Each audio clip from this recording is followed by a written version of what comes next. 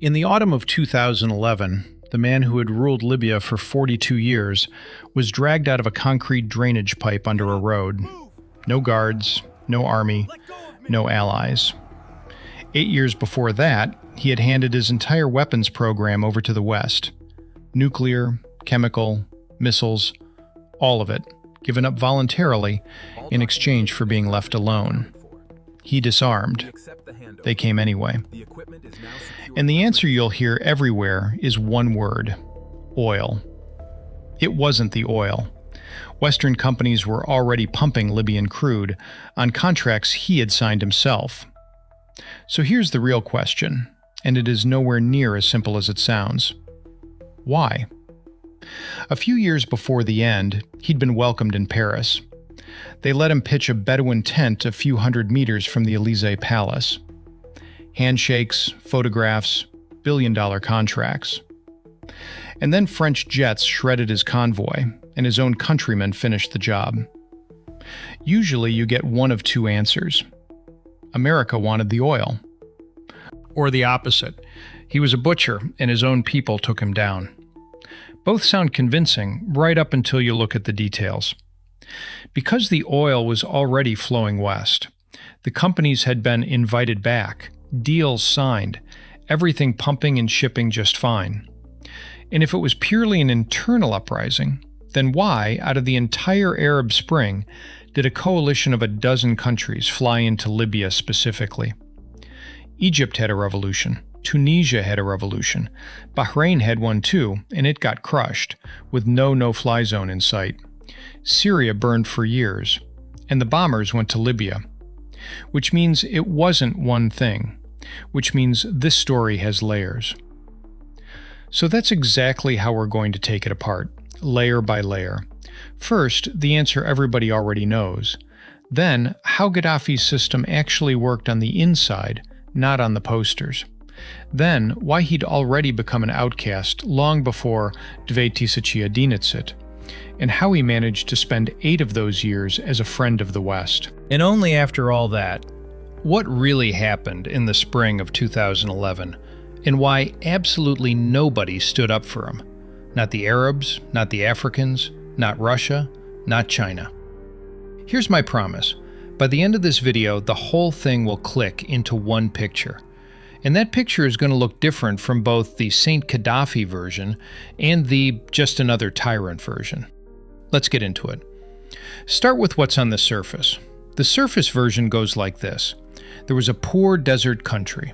A young officer showed up, threw out the foreigners, took the oil back, handed the money to the people, and that's what the West eventually killed him for. The problem with that version isn't that it's false. The problem is that it stops halfway. So let's actually start at the beginning. Until 1673, Libya was an Italian colony, and the colonization was brutal. The crushing of resistance in Cyrenaica, concentration camps, tens of thousands dead. After the Second World War, Italy lost the territory, and in 1959, an independent kingdom of Libya appeared under King Idris I. It was one of the poorest states on the planet. No industry, almost no educated population, and an economy resting on two things: foreign aid and rent from foreign military bases. The American air base at Wheelus outside Tripoli and British installations elsewhere, that was the national budget. Libya was literally leasing out its own territory because it had nothing else to sell. And then, in 1959, they found oil in the Libyan desert. Not just oil. Light, low sulfur, cheap to extract, and, this part matters, sitting directly across the Mediterranean from Europe. No tanker route around Africa, no Suez transit. Libyan crude was close to the perfect feedstock for European refineries. Within a few years, a destitute country became a major exporter. The money came in. But it came in very unevenly, to the royal court, to the inner circle, to the foreign concession holders. Junior officers, students, the urban middle class watched this and got angry.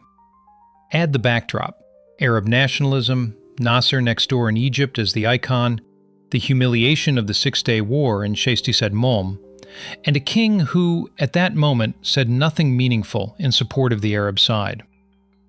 On the 1st of September 1969, while King Idris was abroad receiving medical treatment, a group of young officers took power without firing a shot. They seized the radio station and announced the end of the monarchy. At their head, 27-year-old Captain Muammar Gaddafi, who immediately promoted himself to colonel. And colonel is what he stayed until the day he died, refusing every general's rank on offer. What came next was exactly what people expected of him. In 67, the foreign military bases close. The British leave in spring, the Americans in June. The day the Americans pulled out of Wheelis stayed a national holiday right up to 2011. Italian settlers are expelled. Oil contracts get rewritten. In 1973, the state takes a 51% stake in every foreign oil operation in the country. And here are the numbers that genuinely impress. In 1969, Libya's GDP was around $3.8 billion. By 1974, nearly $14 billion. By 1979, close to 25. That's layer one, the anti-colonial hero who took his country's wealth back. And to be fair to him, at that stage, Gaddafi delivered exactly what he'd promised. But that's not our question. Our question isn't what he took, it's what he built with it. And that's where layer two starts, and it's stranger than most people assume. Gaddafi didn't want to be just another Arab nationalist. He wanted to be a thinker. In 1975, the first volume of The Green Book comes out, his own political theory, which he called the Third Universal Theory. Not capitalism, not communism, a third road. A thin little book, short, slogan-shaped statements, and that's precisely its power. You could actually memorize the thing. Volume 1 is about democracy, and the core claim is radical. All representation is a fraud. Parliament is a fraud, because a deputy represents himself. A political party is a fraud, because it's a part ruling in place of the whole. Even a referendum is a fraud, because yes or no can't contain what a person actually thinks. Real popular rule is only possible directly, through people's congresses. Volume 2 is about economics. Wage labor is declared a form of slavery. The slogan? Partners, not wage earners. Renting is abolished. The house belongs to whoever lives in it. Private retail is replaced by state distribution centers. And Libya formally stops being a republic and becomes the Jamahiriya. Gaddafi coined the word himself from the Arabic Jamahir, meaning the masses. Something like state of the masses. From that point, on paper, Libya has no president and no government in any normal sense. There's a system of people's congresses running from the bottom to the top. Gaddafi holds no state office at all. His title is Brotherly Leader and Guide of the Revolution. Sounds beautiful. Now here's how it worked in practice. Alongside the People's Congresses, revolutionary committees are created. These are not elected bodies. They're a structure answering personally to Gaddafi, and their job is to make sure the People's Congresses reach the correct decisions. So, formal power belongs to the people, and real power belongs to a group nobody voted for. Then there's the detail that matters most. When Gaddafi stepped away from office, he didn't hand over a single actual lever. He kept the army, the security services, and control of the oil money. And the key posts in the security apparatus went to men from his own tribe, the Gaddafi, and from allied tribes. And that's the central paradox of the Jamahiriya. A state that declared itself the freest and most advanced political system on earth was underneath run in an entirely traditional way, through tribal loyalty and personal allegiance to one man. So what happened to the freedom? Here we have to be blunt. Political parties were banned. Under a 1074 law, forming one carried the death penalty. No independent press, no trade unions. Opposition figures who fled abroad were officially labeled stray dogs and hunted down overseas. In the late 70s and 80s, that was announced policy out loud. Public executions of students were broadcast on state television. And then the worst of it. June 1996, Abu Salim prison in Tripoli. Inmates riot over conditions. The authorities' answer is a mass shooting. Based on survivor testimony and human rights groups' reconstructions, around 1,200 people were killed in a single day. For years, the state simply denied anything had happened at all. Families got no bodies, no documents, no cause of death. Remember that name, Abu Salim. It comes back later in this story, and it comes back hard. So, layer 2. The Jamahiriya wasn't direct democracy, and it wasn't socialism. It was personal rule in an unusually elaborate ideological wrapper. But to understand why Libya stood alone against the world in 2019, the domestic picture isn't enough. We need to look at what Gaddafi was doing outside his borders. And this is the most underrated part of the whole story. Here's something people almost always miss when they say the West turned on Gaddafi. By 2019, Gaddafi didn't just have enemies in the West, he had barely any friends anywhere. And he'd done that himself, with his own hands, over 40 years. Watch how it unfolded. The oil money gave him something a country of a few million people could never otherwise afford, a global foreign policy of his own. And he ran it generously and chaotically. He funded, more or less, anybody who called themselves a fighter. The provisional IRA, with weapons and cash, on a scale British intelligence spent decades unpicking. Palestinian radical factions, insurgents in the Philippines, guerrillas in Latin America.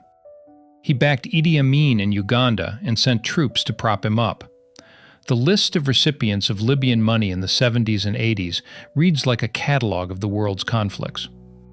He tried to merge his country with just about everyone, announced unions with Egypt, Syria, Tunisia, Morocco, Chad, Sudan, and every single project collapsed, usually in a public row.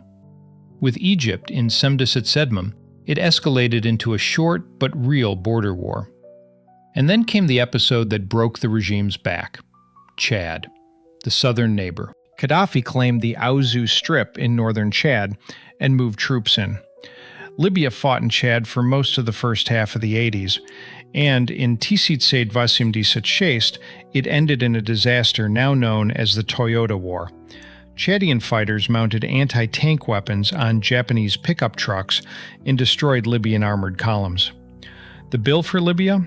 Roughly 7,500 dead, around 1,000 captured, up to 800 tanks and armored vehicles destroyed, about 30 aircraft lost.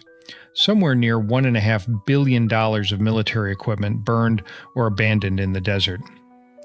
In Diagnosticiteri, the International Court of Justice awarded the disputed strip to Chad for good, and Libyan forces withdrew.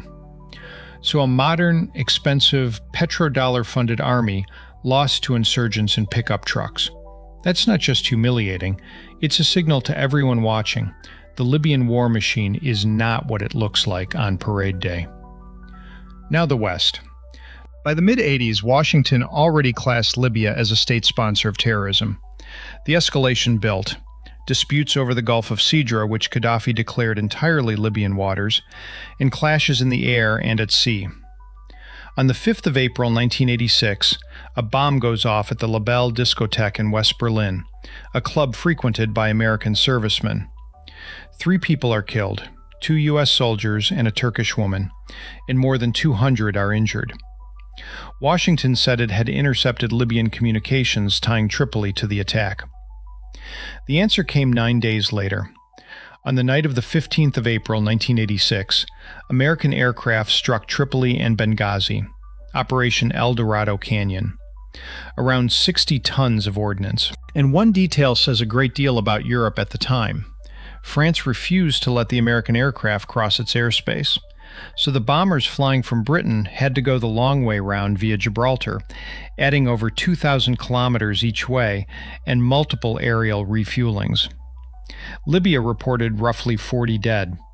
Gaddafi announced that his adopted daughter Hannah had been killed in the raid, a claim still disputed to this day, down to whether the child existed at all. Gaddafi himself was unhurt. And then came the point of no return. On the 21st of December 1988, Pan Am Flight 103 explodes over the Scottish town of Lockerbie.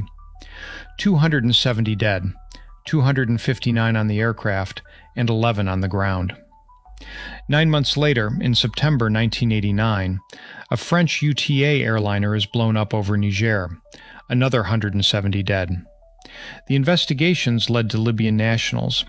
Tripoli refused to hand over the suspects. And in 1992, the UN Security Council imposes international sanctions on Libya, an arms embargo, a ban on air links, restrictions on oil equipment.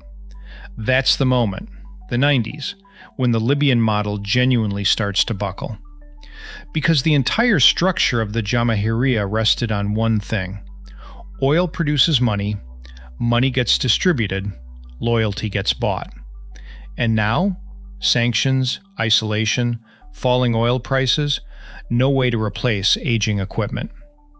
An economy where oil made up roughly 70% of GDP and over 90% of government revenue found itself in a vice. So here's something to sit with before we go on. A man the Americans had bombed, whose country was under UN sanctions, blamed for 2 airliners full of civilians. How does that man end up in Paris with a guard of honor barely 15 years later? The answer is layer 4. And it completely upends what people think he was removed for. This is where the most popular version falls apart. The one that says they took Gaddafi out because he wouldn't let the West near the oil.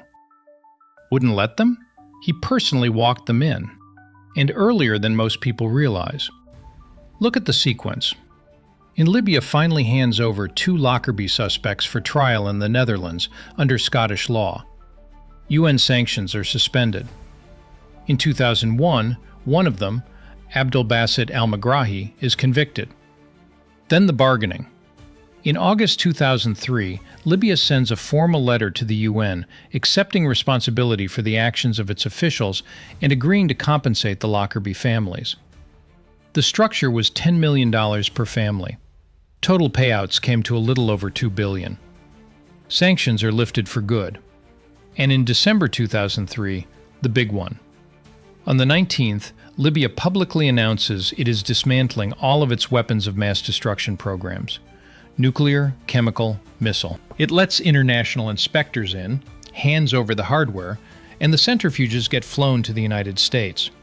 And the talks that produced this began in secret back in March 2003, which is to say, in the exact days American troops were rolling into Iraq. Gaddafi looked at what happened to Saddam and drew his conclusions. The reward came.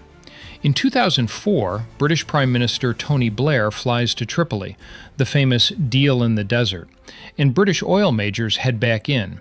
Shell that same year, BP with a multi-billion-dollar agreement in '67.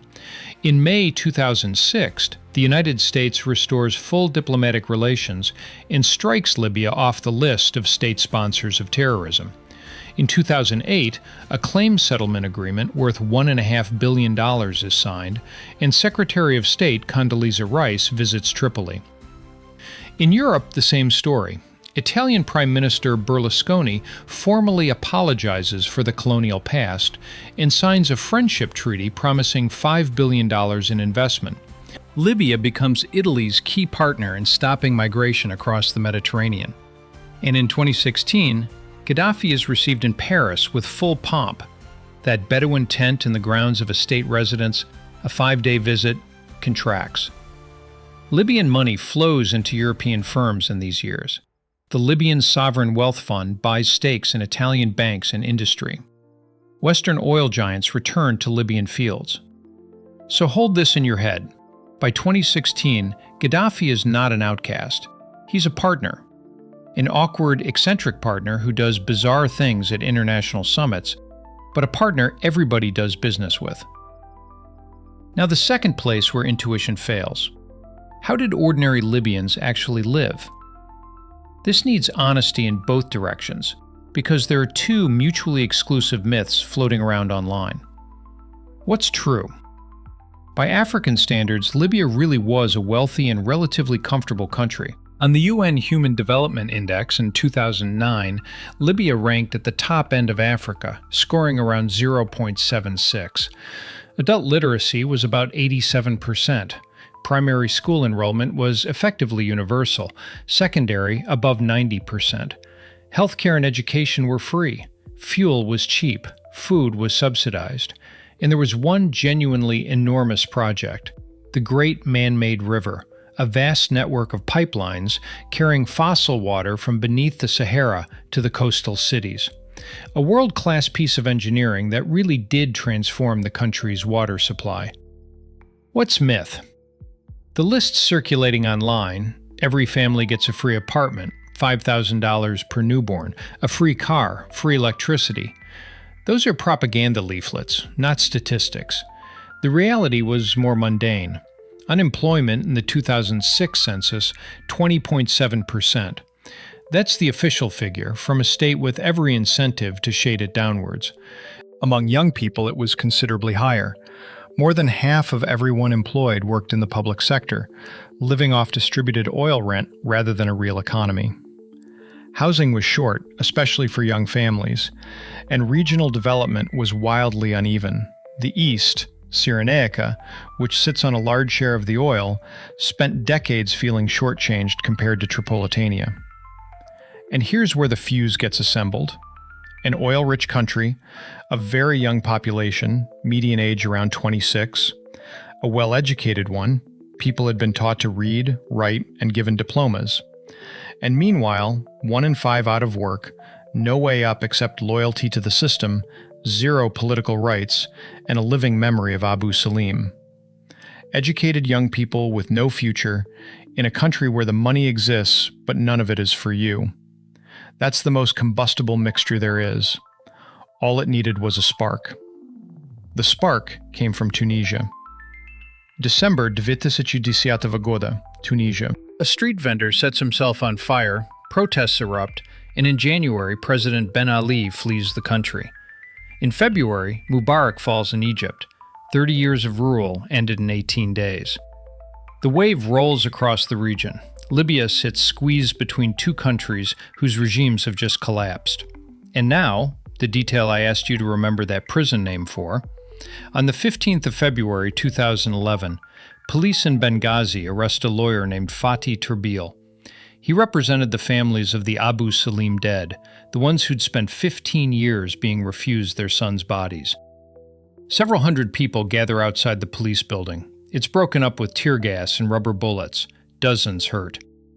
The 17th of February is declared a Day of Rage, and this is the point where the Libyan uprising starts behaving differently from the Egyptian and Tunisian ones. Here's the difference. In Egypt, the army was a separate institution with its own corporate interests, and at the decisive moment, it refused to fire on the square and effectively handed over Mubarak. In Libya, no separate institution called the army existed. Gaddafi had spent decades deliberately preventing it from becoming an independent force, precisely so nobody could repeat his own coup of 1969.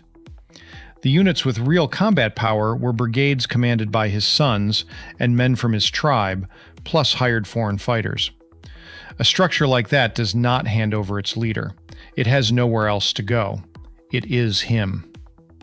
So where Cairo produced a compromise, Libya went straight to gunfire. By the International Criminal Court's estimate, in February alone, before any real fighting started, security forces killed between 500 and 700 people. The east falls away almost immediately. Benghazi goes over to the rebels, army units in the east change sides, ambassadors resign live from UN podiums. A National Transitional Council forms. And then Gaddafi does the thing that seals his fate. He goes on television and talks. The 22nd of February, that speech. The promise to cleanse Libya house by house, alley by alley. He calls his opponents rats and cockroaches. He orders his supporters to go out and clean the cities. It was a catastrophic mistake. Not because anyone in the West suddenly cared more about Libyans than about anybody else, but because Gaddafi himself, publicly, on camera, handed over the legal and moral formula for an intervention. The word cockroaches, aimed at your own population, reads only one way in a world that remembers Rwanda. Nobody had to invent anything about him. He said it all himself. After that, it moves fast. On the 26th of February, the Security Council unanimously passes Resolution 1970. Arms embargo, asset freeze, referral to the International Criminal Court. By March, Gaddafi's forces regroup and push east along the coast, retaking town after town. By mid-month, they're on the approaches to Benghazi, a city of nearly 1 million people, where the house-by-house promise is still ringing in everybody's ears. On the 12th of March, something happens that almost never makes it into conversations about NATO aggression. The Arab League itself asks the UN to impose a no-fly zone over Libya. His Arab neighbors, not Washington. On the 17th of March, the Security Council passes Resolution 1973. 10 votes in favor, 5 abstentions. Russia, China, Germany, Brazil, and India. Not a single veto. The wording authorizes all necessary measures to protect civilians. And this is the answer to, why didn't anyone help Gaddafi? The Arabs didn't help because he'd spent decades feuding with them, accusing the Gulf monarchies of betrayal, insulting kings to their faces at summits, and being suspected of plotting to assassinate the Saudi crown prince. The Africans didn't help. The African Union pushed a peace roadmap, but it had neither military nor political leverage, and nobody was listening to its mediation. Russia and China didn't help. They declined to veto. Formally, the resolution only spoke of protecting civilians, and Moscow would later say plainly that it had been deceived, that a mandate to protect people had been converted into a mandate for regime change. That grievance is exactly what would define the Russian position on Syria afterwards. And the West didn't help, the same West he'd been signing contracts with. Because a partnership was a transaction, not an alliance. Transactions can be renegotiated. On the 19th of March, the strikes begin. More than 110 Tomahawks hit the air defense network. French aircraft hit the columns outside Benghazi. The first phase runs under American command. On the 31st of March, NATO takes over the whole operation. Over 7 months, around 26,500 sorties, roughly 7,000 of them strike missions. Officially, the mission was protecting civilians. In practice, coalition air power became the rebels' air force. Without it, a patchwork of lightly armed units would not have taken a single city. Tripoli falls in August. On the 20th of October 2011, a convoy leaving Sirte is hit from the air. Gaddafi is found in a drainage pipe and killed on the spot. On the 23rd, the Transitional Council declares the country liberated. So, why did the U.S. bomb Libya? Let's lay out the motives honestly, including where each one is weak. 1. The humanitarian motive. It was real. The threat of a massacre in Benghazi after the house-by-house speech was taken seriously, and the people arguing hardest for intervention inside the Obama administration were the ones who remembered Rwanda and Srebrenica. The weak spot? If this were only about protecting people, the operation would have ended when the columns pulled back from Benghazi. It didn't end. 2. The French interest. Sarkozy was the loudest advocate of strikes. France was first to recognize the rebel council and first to start bombing. The motives offered ranged from wanting to seize the initiative in a region where Paris had visibly slept through Tunisia to the following year's election. And there's a separate thread here.